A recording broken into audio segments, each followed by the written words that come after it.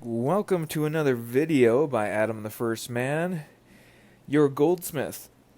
So here we are going to make a custom ring, and it consists of 7 individual bands that I will need to create from scratch, assemble, or first texture then assemble.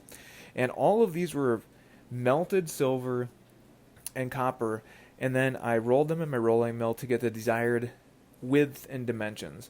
And what you're seeing here, I'm using my anvil and my hammer and some tooling, and I'm putting textures on these. So 2 of the bands got a small hammered texture, which I used a little broken bit and I rounded off the edges, and it makes a great micro hammered texture. And then here I'm using a cross peen. This is a cross peen hammer, and I'm using the back end of it, which I polished, and this is copper, and I needed to make 2 rings out of this. So the copper bands have the cross peen pattern. Then I go over to my ring forming machine, and we go ahead and start the process of making these into circles. Now they're not perfect, and they don't need to be. I just need to be able to have a tight solder joint, and then I solder all the rings together, form them, etc. Now I didn't show a lot of this in this video.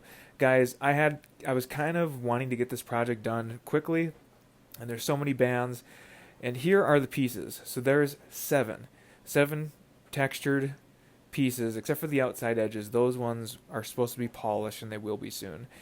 But this is what we started off with. I drew this drawing for my customer after we discussed what she wanted, and then here is how it turned out. This is the final product.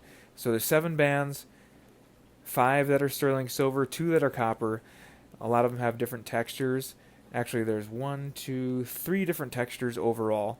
And then I also made a sterling silver sleeve to go on the inside. So there's 1 solid piece of silver on the inside that I made a ring of, and then all these slid over the top, and I soldered them all together. So it turned out great. She loved it. Came and picked it up. It fit perfectly. It was exactly what she was looking for. And she's had custom rings made in the past that didn't turn out exactly as she wanted. And so I was really thankful that I had a thorough consultation with her, and we were able to nail it on the first try. So she picked up the ring, loved it, and she's got some other things I think for me to do as well. So there's nothing better than having customer satisfaction. That's what I aim to do. You know, if someone wants a custom piece of jewelry made, it's meaningful to them, and it's meaningful to me to get it right. So that's what we have here. I got this one just as she wanted. I consider myself a micro jeweler. I don't have cases and cases full of jewelry. I only have my own pieces that I carry, and then I do custom work like this and repairs. And that way I get to work directly with the customer individually. If you have a need, if you want a custom piece of jewelry, you have a repair, you need a diamond replaced, let me know and I can help you out.